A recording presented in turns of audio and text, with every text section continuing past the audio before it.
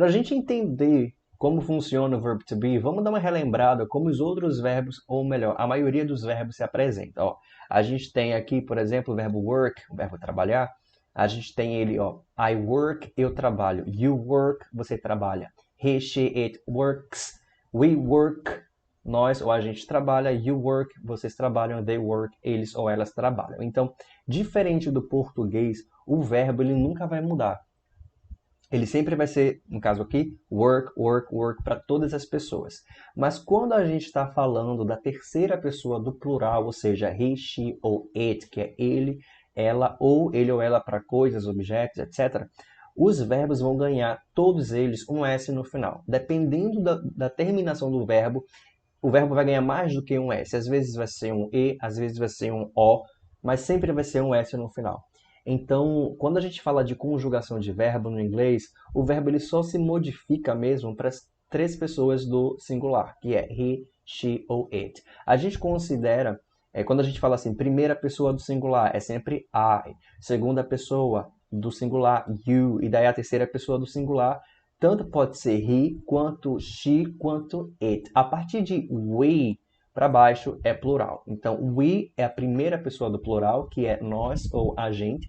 You, que nós não temos o plural para vocês, né? Então, dependendo do contexto no inglês, a gente sabe se estamos falando para uma pessoa ou para várias pessoas, né? E they, eles ou elas, mas não apenas pessoas, tá? Pode ser coisas também. Tudo que for mais de um e não estiver incluindo você, vai ser they, tá bom? Mas os verbos se apresentam dessa forma. Sempre vão se repetir para as demais pessoas, mas para he, she ou it ele vai ganhar um S no final. Mas por que eu estou falando isso aqui? Porque o verbo to be ele é diferente. Seria muito bom se o verbo to be fosse assim, ó. Que nem os outros verbos, né? I be, you be, he, she, it bees, né? Mas não é assim que ele se apresenta para a gente. É por isso que muitas pessoas têm certa resistência de entender o verbo to be, porque ainda não entenderam que o verbo to be ele traz outras roupagens no seu uso. E aqui é a verdadeira roupagem do verbo to be. Ele tanto pode se apresentar como am, como is ou como are. E dependendo do pronome ou do sujeito, a gente vai empregar a roupagem correta do verbo to be. Então, para I, vai ser sempre am. Am. Am eu destaquei de verde porque ele é único para I. Não existe nenhum outro pronome que use o verbo to be como am. Apenas I, certo? You vai ser sempre are. He, she ou it vai ser is. Lembra que o is, esse i não é som de i, é som de e. E não é som de S, é som de Z. Então a gente fala is, certo? We, you, they, are. Então é simples de entender. Am e is, singular. Are, sempre plural. Beleza? Ah, Moisés, beleza. Eu entendi então que o verbo to be, diferente dos outros verbos, ele tem roupagens diferentes, ele se apresenta de forma diferente, dependendo do sujeito ou do pronome que ele estiver sendo conjugado. Mas qual que é a tradução, afinal, do verbo to be? O que que ele significa, o verbo to be? Bom, o verbo to be, eu costumo dizer que ele é que nem, sabe aquelas promoções de mercado, compre um, leve dois? Para a nossa tradução, o verbo to be podem ser dois verbos. Ou o verbo ser, eu sou, tu és, ele é, nós somos. Ou o verbo estar, eu estou, eu tô, você tá, tu estás, certo? Mas quando é que a gente vai saber, de fato, se na frase eu estou me referindo a eu estou ou eu sou? Porque muda completamente, né? Tipo, são verbos que para nós, brasileiros, tem coisas que é temporárias, tem coisas que são definitivas. Como é que eu vou dizer, por exemplo, você é bonita ou você está bonita? Como é que a gente vai dizer isso para um nativo, por exemplo? Para ele entender que eu estou me referindo que você está nesse momento, não que você seja isso, né? Para sempre, eternamente isso, né? Bom, a má notícia é que a gente vai depender sempre do contexto.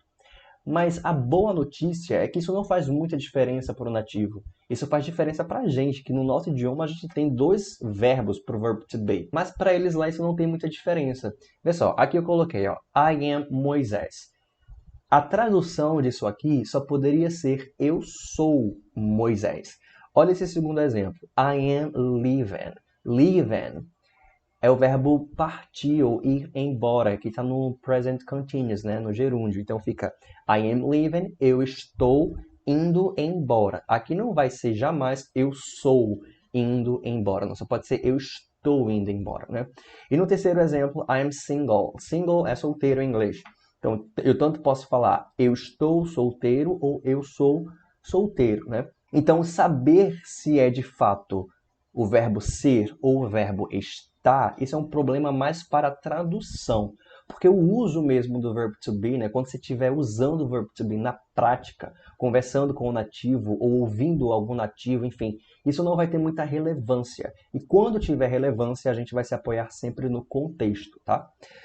Bom, agora que você sabe, né, de fato o que significa o verbo to be, bora entender como que ele também se apresenta, né, que ele tem algumas características de como ele pode vir numa frase. Então, na primeira coluna aqui, eu coloquei, ó, I am Moisés.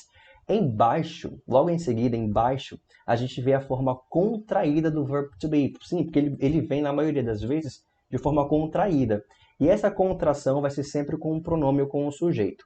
No caso aqui, a abreviação de am vai ser no caso, que só pode ser usado por I. Então, I am é a mesma coisa também de se falar I'm. I'm, a forma abreviada. I'm. Lembra de fechar a boca. Então, I am Moisés e I'm Moisés, a mesma coisa. Na terceira linha, a gente tem a forma interrogativa. E diferente dos outros verbos que necessitam do do ou do does para poder transformar a frase numa frase interrogativa ou numa frase negativa, o verbo to be ele não necessita do... E aqui na terceira linha a gente tem am I Moisés, ou seja, é uma frase interrogativa, né? E diferente dos outros verbos que precisam de um auxiliar para tornar a frase interrogativa ou tornar a frase negativa, o verbo to be e também os verbos modais não vão precisar de nenhum auxiliar para frases interrogativas nem negativas, porque eles mesmos já fazem essa função também. Então a forma interrogativa com o verbo to be é só colocar ele no início de frase. Essa é a regra para se fazer perguntas em inglês com o verbo to be. Então aqui embaixo eu coloquei am I Moisés, tipo, se eu estivesse me questionando. Eu sou Moisés? Sou Moisés mesmo? Am I Moisés? Am I? Tá? Na segunda coluna a gente tem is. Então, he is my friend, forma sem estar contraída. His my friend, forma abreviada. Então, o is, ele está abreviado ele está contraído junto com o pronome he, ele, e ele ganha essa aspinha em um S, né? Do is. E a forma interrogativa, is he my friend? Ele é meu amigo, né? Is he my friend? Is he my friend? Na terceira e última coluna, agora o verbo to be ele se apresenta como are. Então, you are here. Você está aqui. You're here. A forma abreviada. You're here. Você está aqui. E agora a interrogativa. Are you here? Você está aqui? Uma das instruções que eu dou para os meus alunos e para qualquer pessoa que me pergunta como melhorar a comunicação no inglês, eu falo muito a respeito das entonações, porque o inglês ele é um idioma que, por ele ser uma língua primitiva, ou seja, ele foi se modernizando com o passar do tempo, ele ainda apresenta várias características de uma língua primitiva. E quando você tem uma língua que ela é muito limitada, você acaba partindo para outros aspectos para tornar aquela linguagem mais variável. Por exemplo, as pessoas acabavam adotando, por exemplo, a entonação para deixar aquela frase com uma intenção mais variante. Por exemplo, are you here?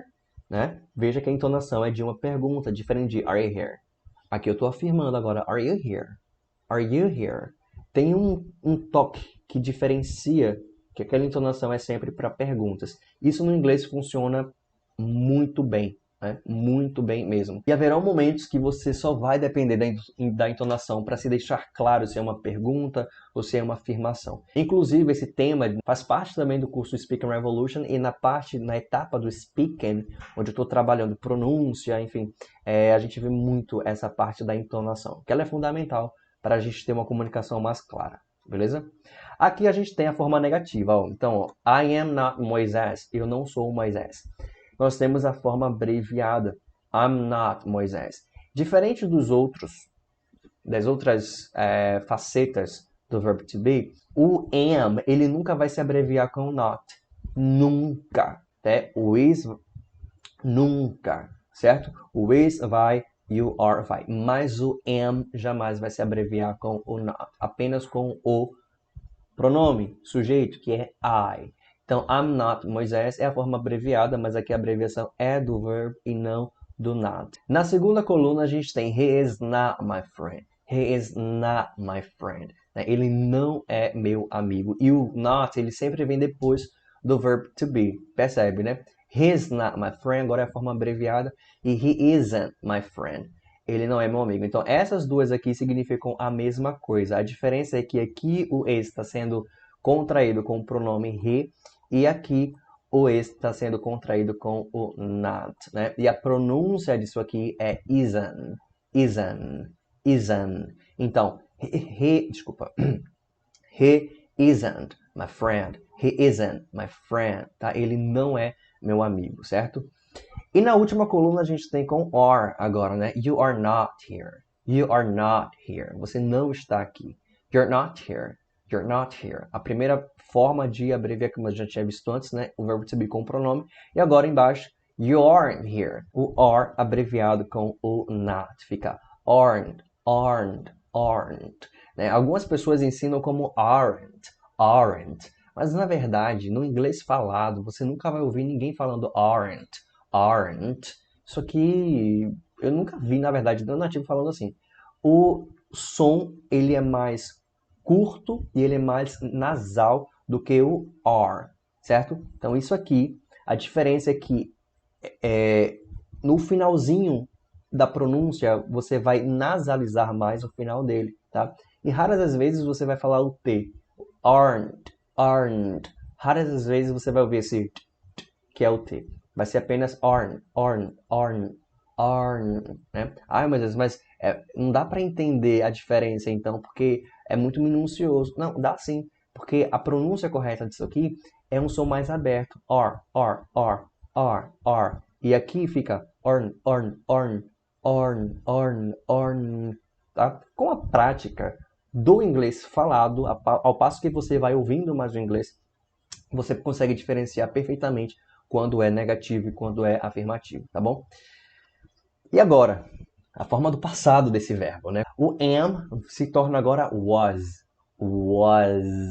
Som de Z também. I was. I was. Eu era. You were. You were. Were. Tá? He was. Porque o is vira was, tá? She was. It was. Aí agora vem o plural, né? We were, a gente ou nós éramos ou estávamos. You were, vocês eram ou vocês estavam ou vocês foram. E they were, eles eram ou eles estavam ou eles foram, né? Aqui I was, eu era ou eu estava e assim por diante. Então, a mesma coisa que eu falei lá no presente. Quando é que a gente vai saber se estamos falando ser ou estar? Nesse caso aqui, era ou estava, né? Dependendo do contexto. Então, I was his friend, eu era amigo dele ou eu estava amigo dele. É melhor traduzir como era, né? I was with you. Eu era com você ou eu estava com você. Aqui a gente consegue usar os dois, né? Porque em certas linguagens a gente ouve muito falarem e Jesus era com eles, né? Então esse era com é usado também em alguns contextos no português, né? Não é estranho falar eu era com você, não é estranho falar, né? Então temos essas duas opções aqui. E aqui a terceira, I was single, tanto pode ser eu era solteiro, ou eu estava solteiro, ou eu fui solteiro, I was single, tá bom? E agora a gente tem a forma interrogativa do verbo to be no passado, né? Was I with you? Was I? Ó, was I? Percebe? Was I with you? Estava eu com você? Ou então, era eu com você? Eu era com você? Eu estava com você? Como no português tem várias formas, né? Várias opções. Agora a forma negativa. I was not with you. I was not with you. Eu não estava com você. E agora a forma abreviada do was com o not. Wasn't. I wasn't with you. I wasn't with you. Eu não estava com você, ou eu não era com você. I wasn't with you. Na segunda coluna, o is também vira was, né? Então, he was my friend. Ele era meu amigo. Was he my friend? Ele era meu amigo? Forma interrogativa. Was he my friend? Forma negativa. He was not my friend. Ele não era meu amigo. He was not my friend. E agora, a forma do verbo to be abreviado com not. He wasn't my friend. Ele não era meu amigo. He wasn't my friend. He wasn't my friend, tá? Agora, a terceira e última coluna. You were here. Você estava aqui. You were here. Forma interrogativa. Were you here? Were you here? Você estava aqui? Forma negativa. You were not here.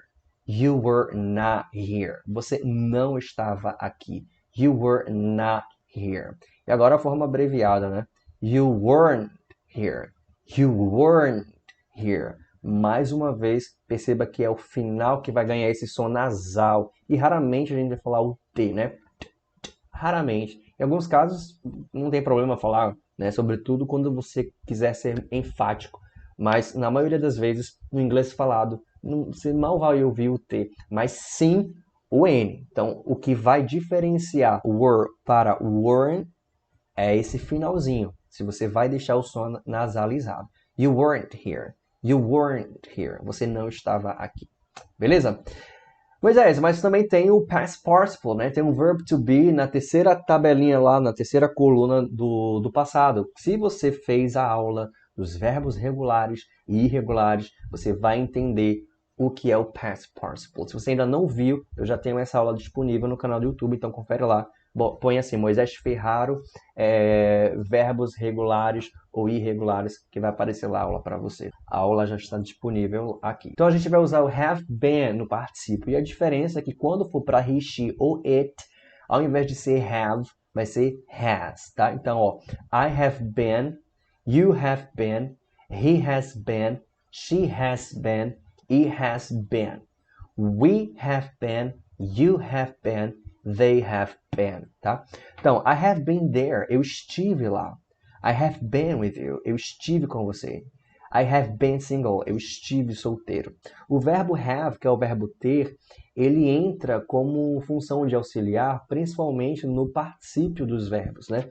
A princípio, eu só quero que você entenda ou relembre que quando a gente está falando de particípio dos verbos, obrigatoriamente a gente vai ter que usar o have ou has, se for para he, she ou it. Mas sempre vai ter a presença do auxiliar have e em seguida o verbo no particípio. Então, o particípio do verbo to be é been, é o particípio do verbo to be. Porém, ele só pode ser usado com a presença do have, porque o have é o verbo auxiliar para os verbos no particípio, né? No passado particípio. E daí, como ele faz aqui a função de auxiliar, então ele que vai na frente quando a gente está fazendo uma pergunta, né? Então, ó, afirmativa. I have been with you.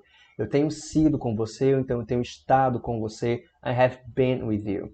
Have I been with you? É uma pergunta. Have I been with you? Eu tenho estado com você?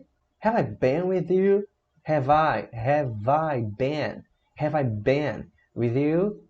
A forma negativa. I have not been with you. Eu não tenho estado com você. I have not been with you. E agora a forma abreviada, né? I haven't been with you. I haven't been with you. Eu não tenho estado com você, eu não tenho sido com você. He has been my friend. Ele tem sido meu amigo. Forma afirmativa. He has been my friend. Interrogativa. O has vem na frente agora. Has he been my friend? Has he been my friend? Ele tem sido meu amigo? Has he been my friend? He has not been my friend. Forma agora negativa. He has not been my friend. He has not been my friend. E agora a negativa sendo que é abreviada, né? He hasn't been my friend. He hasn't been my friend. He hasn't been my friend. Ele não tem sido meu amigo, né? Terceira coluna, you have been here. Você tem estado aqui, você tem sido aqui. Afirmativa, né? Segunda linha, have you been here? Interrogativa, né? Have you been here? Você tem estado aqui? Você tem sido aqui? Have you been here? Have you been here? Where have you been?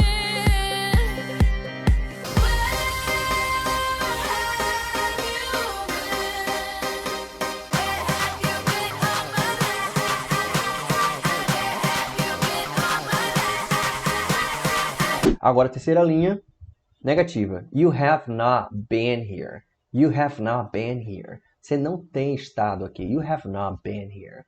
E agora, forma abreviada. You haven't been here. You haven't been here. You haven't been here. You haven't been here. Você não tem estado aqui. You haven't been here lately. Você não tem estado aqui ultimamente. You haven't been here. Tá? Let's continue. Bora prosseguir. Agora eu vou ler a primeira linha, a segunda, a terceira, e você vai repetindo comigo, beleza? Primeiro, vamos lá. I am, I was, ó o som de Z, tá? I was, I have been. Very good. You are, you were, you have been. Very good. His, he was, he has been. She is, she was, she has been. It is, it was, it has been. We are, we were, we have been. You are, you were, you have been. They are, they were, they have been. Very good. Agora repete essas frases aqui que a gente vai ver o uso do verbo to be em todas as suas roupagens aqui presente em frases que eu tirei da internet. I've been married. Repete comigo. I've been married. Eu estive casado ou eu era casado. I've been married, tá? 2. You are doing this right. Repete comigo. You are doing this right. Na mesma entonação. You are doing this right. Ou seja, você está fazendo correto. É isso aí, tá certo a coisa que você está fazendo. Você está fazendo correto. You are doing this right. 3. Are you doing this right? Vamos supor que você não sabe se a pessoa está fazendo direito, você pergunta. Hey, are you doing this right? Você está fazendo isso certo? Are you doing this right? O verbo to be vem na frente, interrogativo, né? 4. They weren't talking about this. They weren't talking about this. Eles não estavam falando sobre isso. They weren't talking about this. They weren't talking about this. Só você. They weren't talking about this. Very good. 5. She's very beautiful. Ela é muito bonita ou muito linda. She's very beautiful. Very good. 6. We are the champions, my friend. Dun, dun. We are the champions, my friend. We are the champions. Nós somos os vencedores, meu amigo. We are the champions, my friend. 7. I was busy, but now I'm available. Eu estava ocupado, mas agora eu estou disponível. I was busy, but now I am available. Só você. Ó, busy. Busy, não é busy. É busy, nem busy. Busy, tá? I was busy, but now I am available. Só você, vai. Available, very good. 8. I wasn't available because I was busy. Eu não estava disponível porque eu estava ocupado. I wasn't available because I was busy. Só você. Very good. Bom, se você quiser receber esse material por e-mail agora em PDF, na descrição desse vídeo tem um link de uma página onde você pode estar cadastrando seu e-mail e eu vou enviar para o e-mail cadastrado esse material em PDF. Lembrando que eu também faço esses encontros lá no Instagram, né? No Instagram, Moisés Ferraro, _. Eu estou muito mais presente lá do que no YouTube, então lá você pode falar diretamente comigo, você pode mandar inbox, você pode responder as caixinhas de perguntas, você pode responder meus stories, eu estou sempre respondendo todo mundo lá e todos os dias também tem conteúdo de inglês. Além também, né, de mostrar conteúdo de inglês, eu também mostro minha rotina, meu dia a dia, meu cachorro, meus amigos, minha família. Não só de inglês vive este homem aqui. Quando você estiver estudando inglês no YouTube, pesquisando algum assunto específico, coloca lá na barra de busca do YouTube Moisés Ferraro e o assunto da gramática que você está estudando e vai ter lá o vídeo explicando aquele assunto dessa forma aqui para você, junto com o material PDF para você baixar também. So, thank you for watching and I see you on my next video. Bye.